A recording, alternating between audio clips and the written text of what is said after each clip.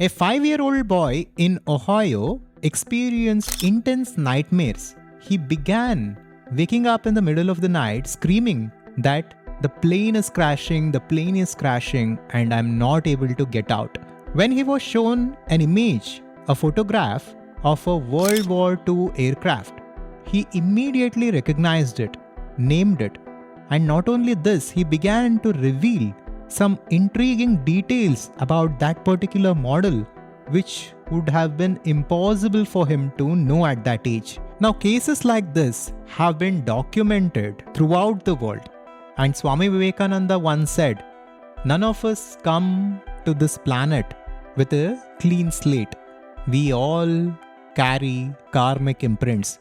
We carry memory from our past lives." So in this video, you will discover whether you have lived before, whether past lives, rebirth and reincarnation have any validity whatsoever.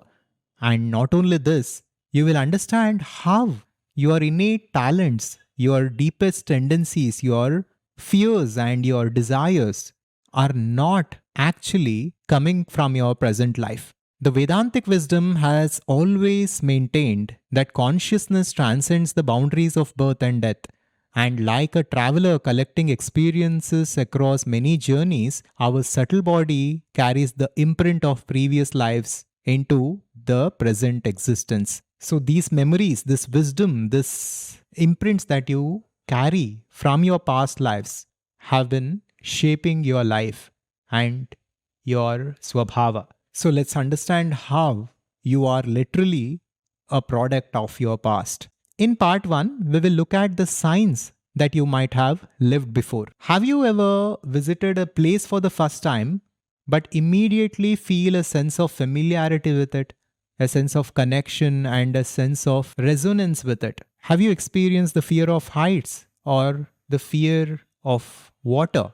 When you stand on top of a building and when you look down, do you feel that sense of fear deeply embedded within your system? I feel this fear of heights. Now, where is this coming from? If it was a natural human instinct, then each and every one of us should have it, and we should have it in the equal amounts. But this is not the case. We all are unique. We have unique tendencies, unique fears, and unique desires. These moments of recognition exist at the edges of our rational understanding. Our logical mind often dismisses them as coincidence, yet they persist with a clarity and emotional weight that's difficult to ignore. According to Vedanta, some of these tendencies might be because of the past life traumas that are unresolved, that we still carry. Imagine suddenly freezing at the sight of a deep water, your heart racing though you've never had a negative swimming experience. This could be your subtle body, your Sukshma Sharira, remembering what your conscious mind cannot. Similarly, some profound skills and talents appear within each and every one of us. We cannot explain where this is coming from. Some of the skills that we learn, we adopt them and we learn them very quickly, while some others might find it difficult to acquire it. How is this within us? From where is this coming to us? We have never thought about this deeply. Some child prodigies who perform complex music without formal training challenge our understanding of skill development. Your fingers may remember what your mind doesn't consciously recall, as when someone picks up an ancient instrument and plays it with surprising proficiency. And apart from this, our dream experiences provide a profound insight into whether we have lived in the past and whether we have lived before. Now think about this. When you're dreaming, have you been to certain places which are not familiar, but yet they're not unfamiliar? You know that they are somehow connected to you, but yet your conscious mind cannot fathom because you have not experienced that place in this current life. Many people report waking up from such dreams with tears or profound nostalgia, for a place they've never physically visited. And apart from this, many of us feel deeply resonated with certain things. It can be a culture, it can be a tradition, it can be a deity or god, It can be a particular philosophy.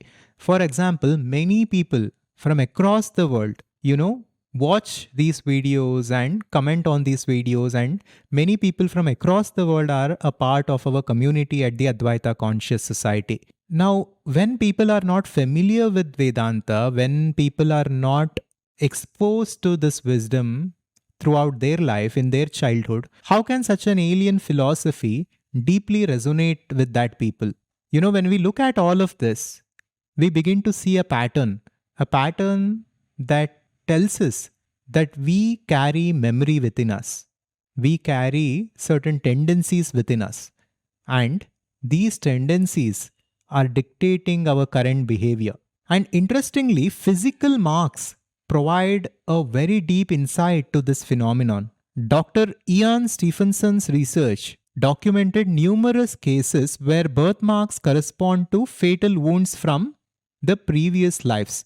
These physical impressions suggest experiences might imprint not just on consciousness but on our physical form across lifetimes. And relationships are again a very important area where we can see this. When we meet certain people, immediately there is a connection. Immediately there is a spark. We know that we are aligned, we are somehow connected. And yet, when we meet certain other people, there is an immediate sense of resistance, uneasiness. Energies simply are not compatible there. Why does it happen? Of course, one explanation is our current energy, our current vibration, because of our thoughts, emotions, and our deep being, is not compatible with them. But another explanation is their memory and our memory are not compatible. There is something in the past which is causing some effect now. What's fascinating is that the ancient Vedantic texts recognized these signs thousands of years ago. The sages understood these experiences are not coincidences, but it is the subtle body memories transcending physical death. To understand this better, we must clearly begin to look at the process of rebirth and how everything is connected to karma. So that is what we will do next. Your current life is just one chapter in a larger story. This is what Vedanta says. The Brihadaranyaka Upanishad, composed thousands of years ago, contains detailed explanations of how consciousness continues after physical death. In a particularly illuminating passage, it employs the metaphor of a caterpillar to explain the soul's transition. As a caterpillar which has wriggled to the top of a blade of grass draws itself over to a new blade, so does the soul or subtle body, after it has put aside its body, draws itself over to a new existence. This comes from the Brihadaranyaka Upanishad 4.4.3. This explains how death is not the end but simply a transition. And there is a lot more that we need to understand about this reality and life itself. While modern scientific worldview states that consciousness is simply the result of brain activity and certain neural activity, when we begin to explore reality much deeply and when we begin to look at these signs and understand what is happening, we will come to know that there is more to consciousness. Consciousness is not simply an emergent property of matter, but it is much more fundamental than what we can conceive now. And apart from this, Vedanta talks about Atman, the infinite consciousness, the infinite awareness, which is the essence of reality itself, which is within which the universe itself appears. So as per Vedanta, our deepest essence is this Atman, this infinite consciousness. But then, because of our ego and our identification, we are identified with a subtle body, which is the Sukshma Sharira. This is apart from the physical body. So there is the physical body or Sthula Sharira, there is the subtle body or the Sukshma Sharira, and ultimately there is Atman, the infinite consciousness, which is beyond all these bodies.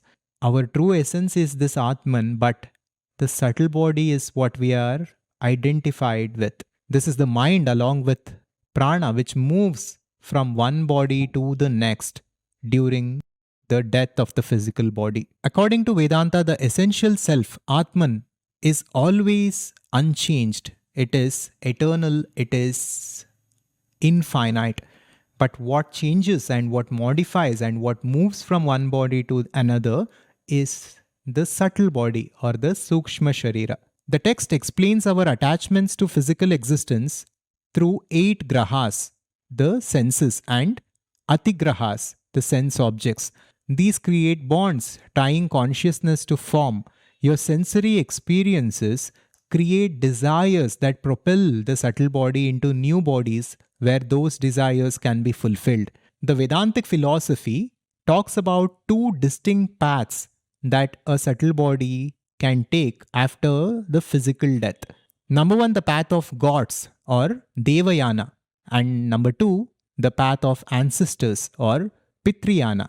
Those following knowledge progress through celestial stages toward liberation, while those following rituals return to earth for rebirth. Vedanta also says that each lifetime can be looked at as a new experience, as a new opportunity for growth, for evolution, and ultimately for liberation. Each lifetime presents circumstances for growth and development. Liberation comes through direct realization of your true nature as Atman, beyond birth and death altogether. The Brihadaranyaka Upanishad clearly states that those who firmly realize that their true nature is the Atman, the infinite reality beyond all the modifications and beyond life and death, those are liberated from the eternal cycle of life and death, the eternal cycle of samsara, and they are established in absolute peace and fulfillment. When we go beyond the ego identification and when we recognize our true nature beyond the body mind complex, we understand who we are and we realize the truth of consciousness. But all of this is connected to karma, and if we do not understand karma, then none of this makes sense. So, in the part 3, let's discuss karma. Could the challenges and the gifts that you are experiencing today can be a result of your actions from your past lives? Is this possible? Is there a framework and a law that makes this happen? The answer to this is yes. Vedanta says there is such a thing as the law of karma. This is cause and effect. Whatever you create, whatever you do, whether it is physical action, whether it is mental action in terms of thoughts, emotions, etc., everything generates memory, and this memory is imprinted within you because you are performing this memory, you are performing this action as an individual identity. You are identifying yourself as this body-mind complex and performing this action. So these actions are connected to your body-mind complex. So this is karma. We have gathered tremendous amount of memory through our evolution, through our lives, throughout different lifetimes. Karma operates as a universal law of cause and effect that transcends individual lifetimes. This concept forms a cornerstone of Vedantic philosophy, offering a framework that explains why some people are born in fortunate circumstances while others face immediate hardships. Now, karma functions like a natural law. It works whether we are aware of it or not. Just like how gravity is always working, the law of karma is always working. Every action, every thought, every deepest tendency that you have, it again reinforces and it creates a momentum and a memory which is adding to your total karmic gathering. And this total karmic accumulation that each of us hold is called as sanchita karma. So there are 3 distinct types of karma. Number 1, like I said, sanchita, the total accumulated actions from all lives. Number 2, prarabdha karma, the portion of karma that we bring to this life, which gives rise to our parents, our life circumstances, and the way we are today. And number 3, agami karma. This is the new karma that we generate in this life, which goes on and which adds on to the sanchita. But apart from all this, there is also kriyamana karma, which is the karma that we generate in this life, which again brings results in this life itself. Now, this itself is a very deep concept. We had created a very elaborate video on karma. If you are interested, you can watch that after this video. But this is just to give you an overview of karma. Whatever we do, we create memory, we store that memory, we carry that memory throughout various lives. And this memory gives rise to different tendencies, different fears, different desires, different skills, different passions, and so on. And as we live new lives, we are not just dissolving or burning the old memory, but we are creating new memories. We are creating new data, because of which we are born again. So until and unless we recognize our true nature as that unchanging self, we are stuck in the loop of samsara because of the nature and the law of karma. Now, regarding the scientific facts and the scientific research that has gone into all this and the data that we have through research which talks about rebirth and reincarnation, we are planning to make another video which is going to be interesting. So stay tuned with the channel and make sure to subscribe. But this particular video was an exploration into Brihadaranyaka Upanishad and certain concepts which are covered there about rebirth. Now let's come to the fourth and the final part, which is about transforming our perspective on life through the understanding of rebirth. And before I begin here, we have an advanced membership at the Advaita Conscious Society that we call Transcend. This is about working on our swabhava, our deepest identity on a root level to change our life through a process called conscious creation. This is a 1-year journey. So if you are a serious seeker who is looking to live your ideal life through conscious creation and the wisdom of ancient Vedanta, you can fill out this form that is attached below this video. Now let's come back to the video. Think about this. How would you live your life differently if you knew that physical death is not the end of life? And not only that, whatever you are right now, you are responsible for it. Somehow or the other, your actions in the past have led you to where you are today. How would your life change if you understood that everything is your responsibility and your actions are literally creating your life, not only for this life, but for the next as well? When we view life through the limited lens of materialism, we see ourselves as isolated beings existing only from birth to death. This creates anxiety, fear, and desperate clinging to experiences.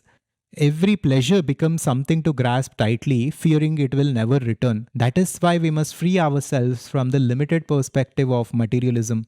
The expansive understanding that consciousness continues beyond this lifetime transforms these fears like sunlight dissolving the morning fog. And just this understanding that your fears, your desires, and your tendencies are coming from past conditioning allows you to be conscious of them, allows you to not be controlled by them, allows you to be conscious and aware and take charge of your life, allows you to live your ideal life through conscious creation. This recognition enhances your ability to respond consciously rather than react from old programming. And next, you can check out this important video that we had made on karma, the 4 aspects of karma, and the story of Arjun, which takes you through how karma affects our life. This understanding is crucial to make sense of whatever we covered so far. So check out this video next, and I will see you in the next one. Subscribe to Advaita to wake up. Shivoham.